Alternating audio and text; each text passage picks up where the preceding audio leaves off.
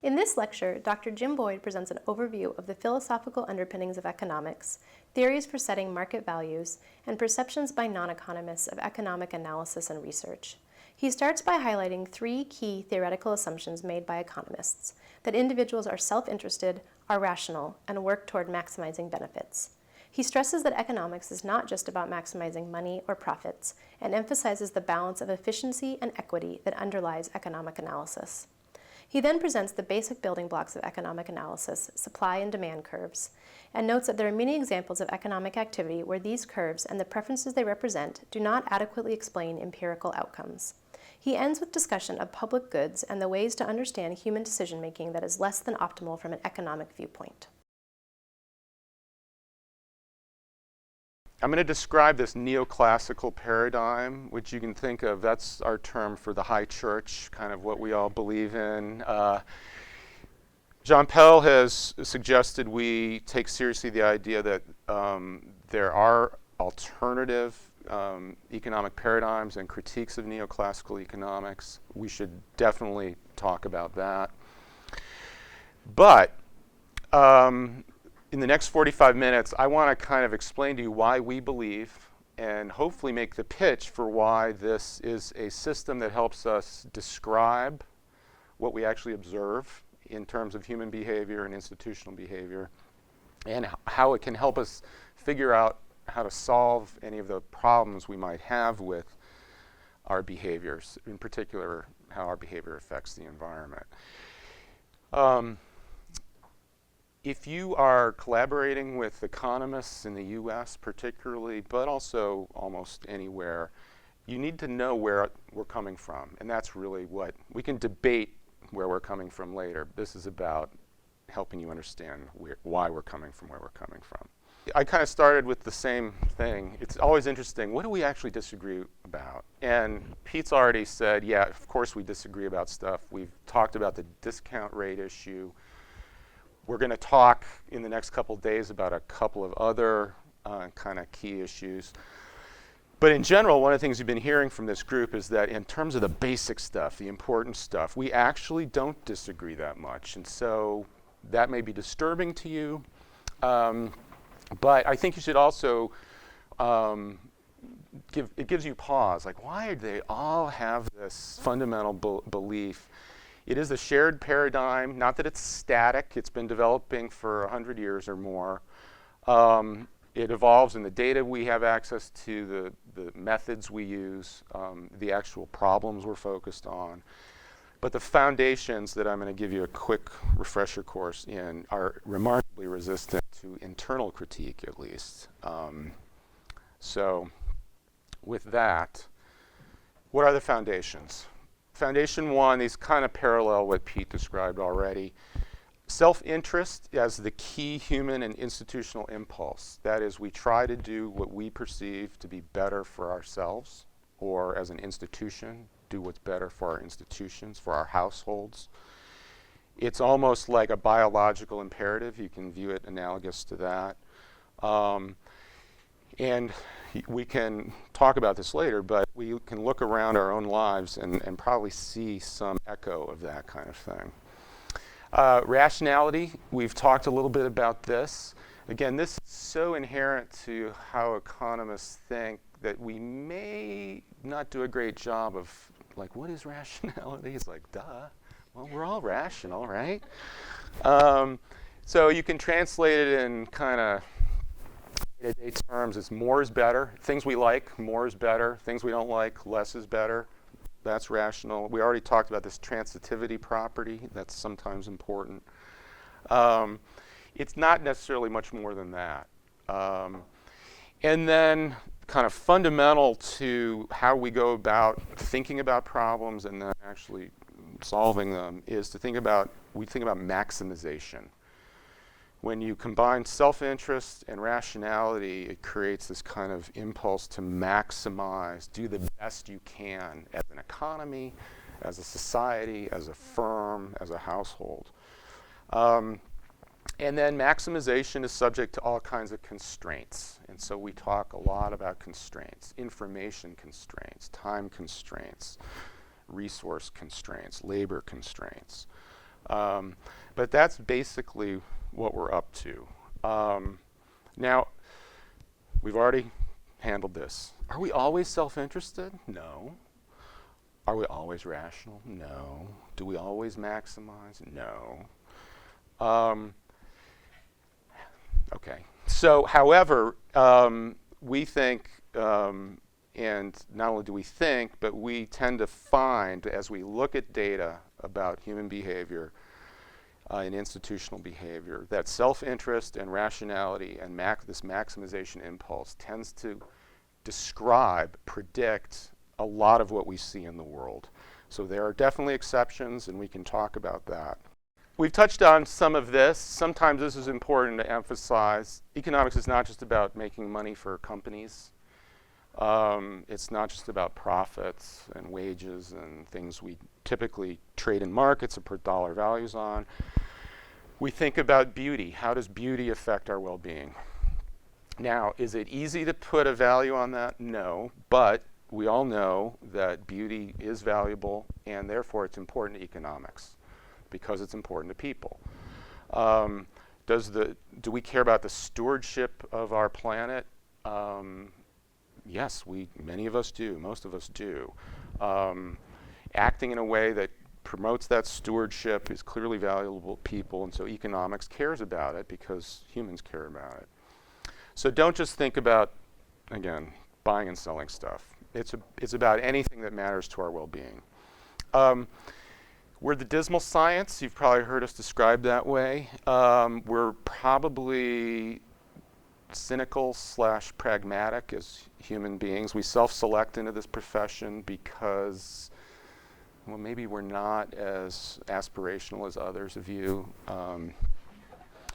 We tend to think that the scientific approach is let's look at how people actually behave rather than how we want them to behave. And if we want them to behave differently, we have to do something about that.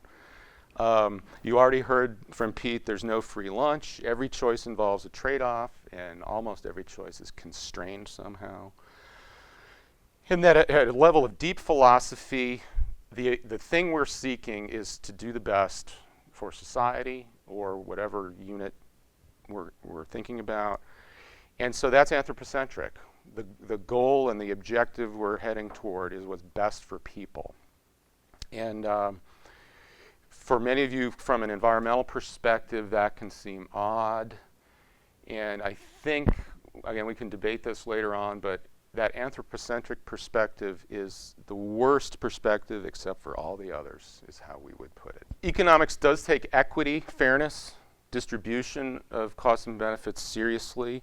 We can help measure who gains and who loses. We do that a lot. We know that it's important, ethically important, politically important, et cetera. But what we tend to gravitate more to is this efficient, the welfare maximizing solution. And we feel equipped to kind of define what that is. Again, it's the most good for the greatest number in a way. If you start talking about, and we can be prescriptive about that, when it starts getting to prescriptive questions about what is fair, that's a lot murkier. And again, we sort of leave that to the philosophers and the politicians to a certain extent. We can help talk about how you can redistribute income and, again, who gains and loses. But we tend to have a much more agnostic view of the fair solution because that's just, to us, a murkier concept. You've heard of a demand curve. All it's going to be used to generate this are these assumptions, again, that you all, I'm going to assume you guys have a demand for something, that you could come up with, if we were doing a negotiation or you were bidding on it, you could think about how much that actually is worth to you. And then where you get a demand curve from is basically it maps that value you place on things to, again, using rationality, what you're actually willing to pay for it and what the price is. And so if we had time to do this, I would have gone around and asked everyone, I've got a bag of candy bars, and tell me what that bag of candy bars is worth to you. We would have generated data from the room, and I then order this data from the person who valued it the most to the person who valued it the least, and all you're doing is creating a vision of that ordering, okay? That's all a demand function is. And it could be for a group. You could have your own demand function for how many beers you want this week. The first beer really matters, and then maybe the 10th beer I don't want as much. And again, you can draw these quote-unquote demand curves. And so the first prediction, that tells you something right there, that's a data exercise. So someone like Sheila is trying at times to actually construct these demand curves using behavior and other kinds of signals in the outside world. And prediction one, if that was actually what the curve looked like, if we asked you all, if the price of candy bars is 50 cents, all this is showing is that 10 of you would rationally pay 50 cents and get those 10 candy bars. That's all it is, okay? There's a little bit of rationality there. There's the idea that you can actually map your well-being into candy bars, and that gets you prediction number one. You can also think about that as benefits. It's capturing something about the benefits of candy bars. Supply. Supply is about costs. What does it cost to actually produce something? So now think about being the company, the factory, the firm that's producing candy bars. There's a price that you can get for that candy bar that will lead you to want to produce it. And that's a function of how much it costs you to produce it. Okay? So again, you're self-interested and rational as the company. Do I actually want to produce these candy bars? Okay? So this shape, this function, is just describing how the number of candy bars translates into the cost of producing them. So you get a second prediction. This is just 1 point. If the price of candy bars, and we're going to talk about where the price comes from in a second, if it's 30 cents, you'll get 7 of these being produced by 1 or more companies. You wouldn't produce more because the cost of doing so is less than you're getting back as the company. So it's just this basic self-interest and rationality story again. Okay. Now what happens now? Okay, we kind of mapped out this depiction of benefits. We've mapped out this depiction of costs. We've talked about how behavior changes as this price is moving. And now we can go further. We can actually say, well, what price do we think is going to emerge given rational self-interest here? So imagine the world is at this price, 30 cents. You get 7 of these candy bars being made, and people still love all that candy, okay? So imagine competition. So what about can we get the price? We can actually charge these people a lot more than 30 cents because it's worth that much more to them. So maybe we can move further out this curve. It's still better for the consumers to have more candy bars, and the companies that are producing them still see this benefit in terms of it's more than their costs.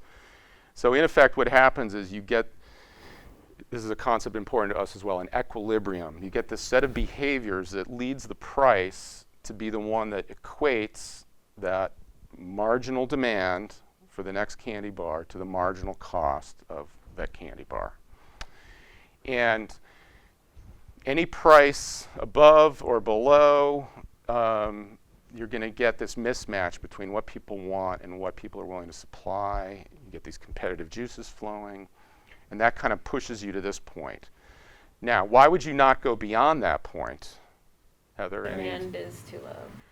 Which you can describe as people aren't willing to pay what it costs to produce the thing. Yeah. So prediction number 3 here, and all we're getting this from is we have these 2 shapes, this one, and this rationality thing going on. And if we can measure those shapes, we can actually predict the price that will appear in the market and the amount that will be demanded in the market and produced in the market. Okay. This is, in a way, another lesson here is this is Adam Smith. You've heard about the invisible hand. This is kind of a crude way of depicting all that's going on here is you have individual rationality and self-maximization, and yet in aggregate, this market produces exactly what we want it to produce, which is up to the point where the costs do not exceed the benefits of this production. We find this works. You looked at data, it's it's got some behavioral assumptions. It does have some matters of philosophy, and in what we look around the world, this actually describes behavior pretty well. And so, as scientists, we don't have a problem with it. Here's another thing you can use this very simple diagram. These just shapes moving in and out. So here's something we would care about as environmentalists. The demand for beef is increasing throughout Asia, for example. People are getting wealthier, they want more cows. That's going to have problems for land use, et cetera. That's visually depicted and algebraically depicted as that curve is shifting out. If you had that same line here, that leads to a prediction of what happens to prices and the amount actually produced. So a lot of economists think about what moves demand curves up and down and what changes their shapes. Someone mentioned elasticity. Elasticity is kind of the amount a quantity changes for a given change in price, and that's all about the shape of this thing. And again, it will have predictive implications. Similarly, on the supply side, what makes costs go down? Innovation. So again, almost the invisible hand, the churning of people competing with one another. We can produce memory, computer memory, much cheaper than we used to. So that shifts the cost curve down. Generally leads to lower prices, more demand, that kind of thing. These curves can take on strange shapes. The learning by doing thing, that the more units you produce, the cheaper things become. That can lead to a declining shape of that supply curve. And so you're kind of, again, in this very simple way, that you've got this visualization of how these things that are going on out there, like how technology changes or how people's desire for beef is changing, are moving these shapes around that's leading us to be able to predict behavior differently. Okay, another shape. Like you hear this theme, I'm talking about shapes here. This is another shape that's important. We do tend to think about curvature as in our math.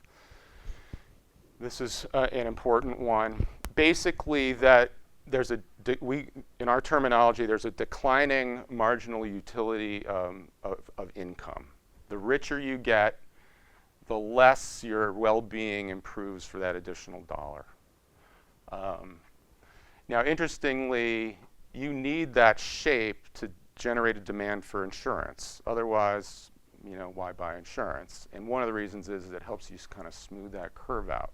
A bit more about our math. So I've described this as shapes, and I'm a visual learner. The key for me in economics was being able to draw pictures, but every picture has either numerical or algebraic representation. And one thing is that we do a lot of topology. We don't necessarily talk about ourselves doing topology, but again, thinking about what shapes look like, how it's like set theory and tangencies are important. Again, we don't have time to go into this. But a question I would be very interested in hearing is whether topology is used in any biophysical models, biological models, to describe the behavior of biotic species, for example. I want to highlight Lagrangian methods. So Lagrange lived sometime, do you guys know, a long time ago, or fairly long. Anyway, he came up with the math that it basically lets you find a maximum. So here's this idea of maximization again. You got multiple variables. Here it's just x and y. You've got a function of two variables. It has a maximum. It's the peak of that hill there. And so first of all, you see the kind of maximization math, and then the other thing is maximization subject to a constraint. So we could think about, I want to jointly maximize my labor inputs and my time inputs, I mean my capital inputs, but I have some other kind of constraint, and so what's the best I can do, the most maximum thing I can do subject to some other constraint? That's the math he basically helped us with. And then, this is the last thing I'll say on this, you can look at sort of the effect of relaxing the constraint or tightening the constraint on that maximum, and we use this kind of thing, or I used to anyway, I don't anymore. Couple other things about math. Some of us use what's called optimal control theory. Basically, this is intertemporal dynamic optimization. It requires a different set of mathematical tools. And then game theory, which I'll go through a couple of examples here in a minute. But again, in all of these, it's math that's being used to depict incentives, maximization, and constraints, kind of our core concepts. This came up earlier about our empirical, and I just wanted to point this out. It goes to Margaret's question, and I do think it's important that the ability for you all to engage, for example, in why economics seems bogus to you or what problems you have with economics, that's because you are economic agents yourself, and you have your own intuition. It's much harder for me to say, you know, you biologists are full of it, because I just don't have, you know, as much daily intuition about what's happening in biology. So how do you respond to wages? How would you respond to rent control in your building? My friend David, he would kill me if he knew I was putting his picture up right now, but I'm using him as an example. And this is about kind of how economics adapts and confronts the intuition we have in our daily lives. So I showed you that demand curve. You know, as the price falls, you get more and more demand. And I'm explaining this to my friend David, who's not an economist, one day, and he's like, no, when prices go up, I demand more. And I was like, what the hell are you talking about? Why would he say that? Yeah? He thinks that something is better because it costs more? Mm-hmm. Yeah. Yeah. So what do economists do? We're like, yeah, that's a good point. Let's develop theory that would explain exactly that kind of thing. And so there's this, again, this happens over and over in economics, is sometimes those basic intuitions we all have, again, you had an intuition about that, he had an intuition about that, that prompts us to revisit our theory. And so some very smart people published this, and it's basically showing the conditions under which a high price you could use as a signal of the quality of a product that would lead you to want it more. Overall, we still believe in demand curves as I showed them, but there are also exceptions. And again, we try to absorb that kind of intuition into the canon, if you will. Okay, market failure. That very quick supply and demand thing, we get to the efficient outcome, is obviously often wrong.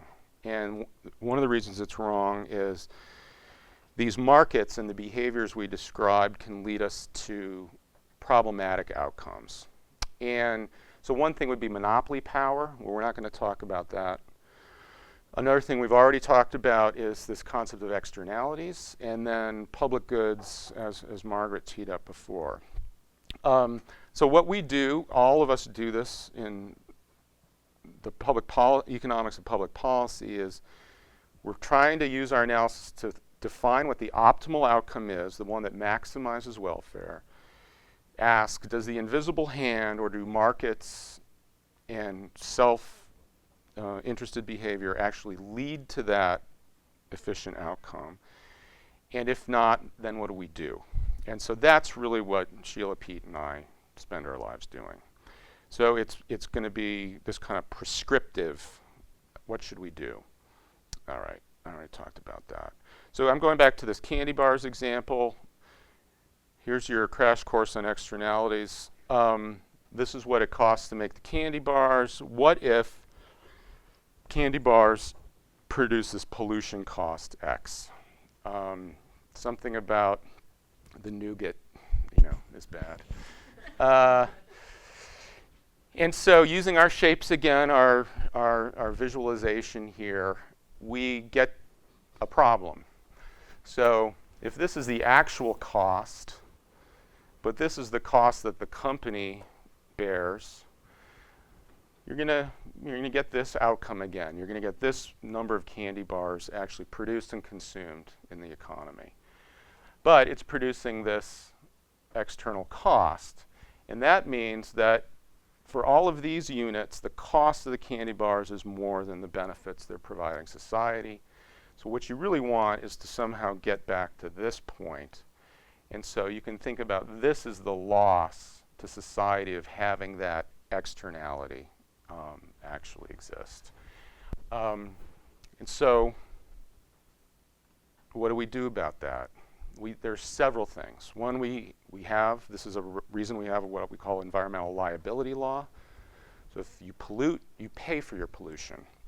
That leads to an internalization of those costs.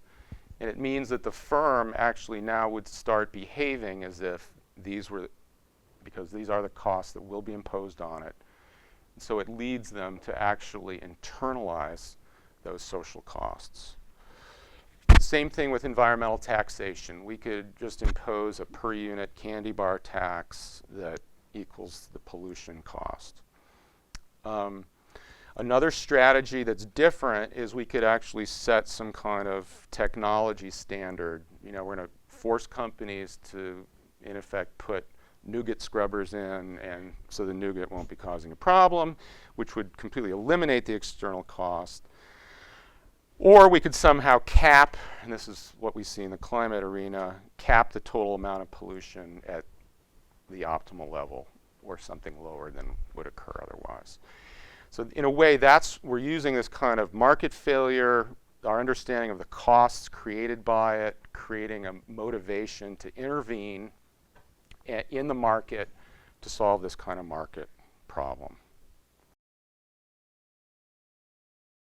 The second example that comes up a lot here is public goods. So public goods are things that we share. A lot of what we're talking about at Sink or in your environmental contexts, you can describe as public goods: the oceans, wild nature, species, existence, that kind of thing.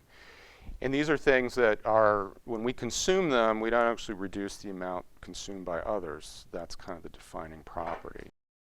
And we can get problems here too.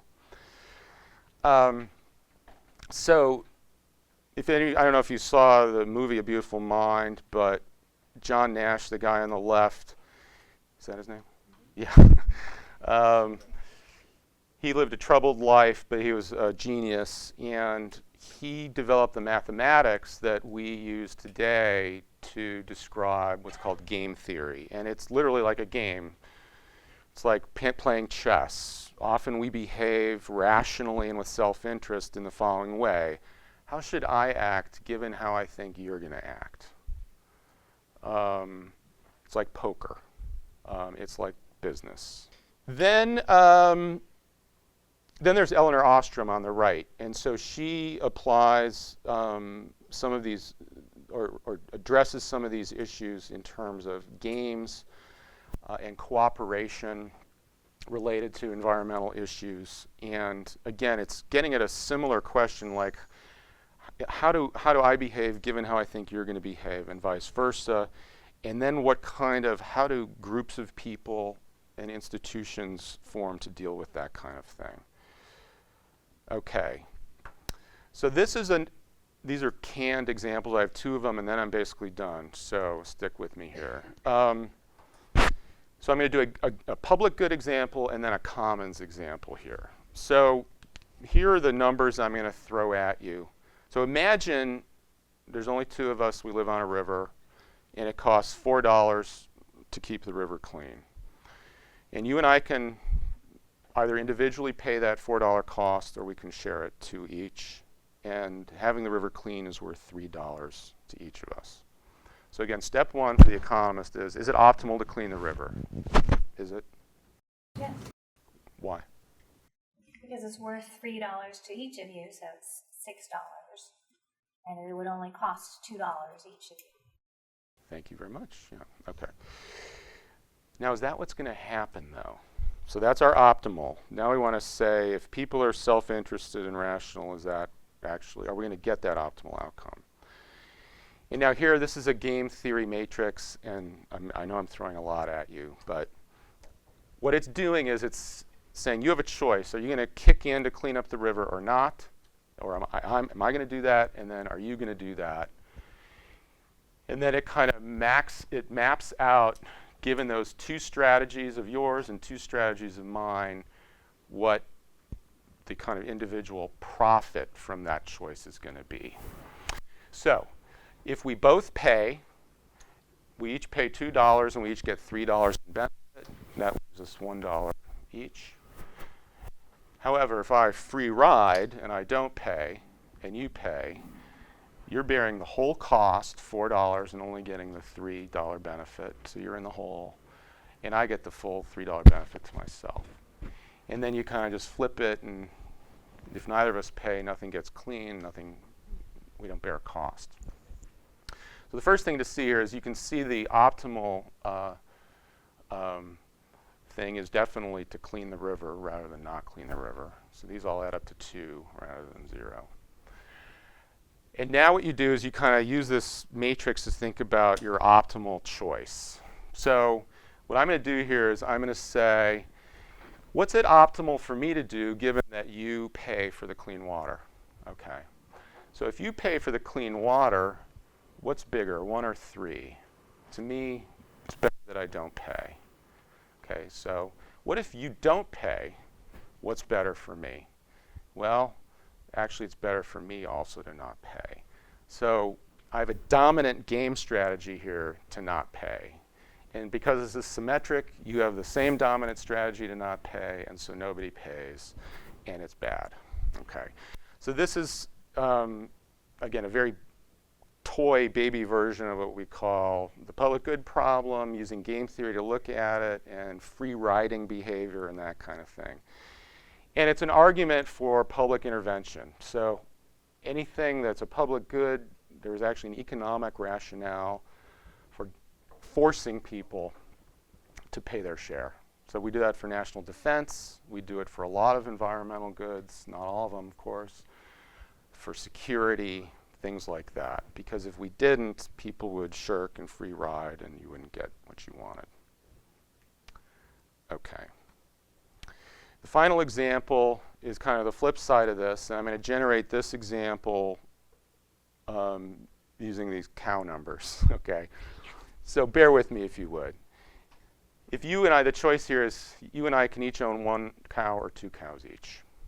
And then there's some mapping of the total number of cows into the total value of cows. Now, for the ecologists in the room, how could it be that twice as many cows leads to less total value? The skinny cows? Sorry, what? The skinny cows? Yeah. Why? Okay, why? Because Scarce resources. Yeah. So again, this is kind of this commons issue. You're basically overgrazing leads to this biological deficit. So that's just an explanation of why these numbers might be plausible. Okay. So again, a simple toy example, and you get a similar kind of game matrix here. And all that's going on here is each extra cow gives the cow owner, the owner of that cow, $3 more benefit. But there's this grazing cost of $4 that's shared between the 2 of them. And so it's that sharing of the cost, but not the sharing of the benefit, that leads to this similar kind of problem. In effect, I'm externalizing part of the grazing cost if I add another cow to the other person. And so you can construct a similar game matrix here, and the result is that both have an incentive to have 2 cows, whereas it would be better if they both withheld and only had 1. So, bottom line here is these public good problems and commons problems exist. Economic theory, this kind of idea that rationality and self-interest can predict these things, combined with the mathematics of game theory, are a kind of key tool that we use in our discipline. Then it yields these kind of policy prescriptions for what are we going to do. So in this case, one of the remedies would be, let's privatize ownership of that land. Let's not have it be a commons. And that now gets at a fairness and a political question. It can sound bad to privatize. It can sound like land grabbing if you privatize. And yet private ownership in the land can lead to incentives that lead you to not overgraze as much. You can be a government and you can come in and say, nope, you just can't have any more than 2 cows. It's the heavy hand of government, but leads to the right outcome. Or you can do what Elinor Ostrom did and look at how cultures and communities actually informally, that is without government, achieve social cooperation. And that's why she won the Nobel Prize, is to kind of think about how, because there's such a social imperative to solve that problem, you don't necessarily need government to actually come in and do it. Overall, though, the basic tenets of neoclassical economics, we believe, self-interest, rationality, maximizing impulse, they yield robust predictions. You can look at the world and actually see this occurring. And then it helps us with these kind of institutional prescriptions of what to do about those problems when we see them.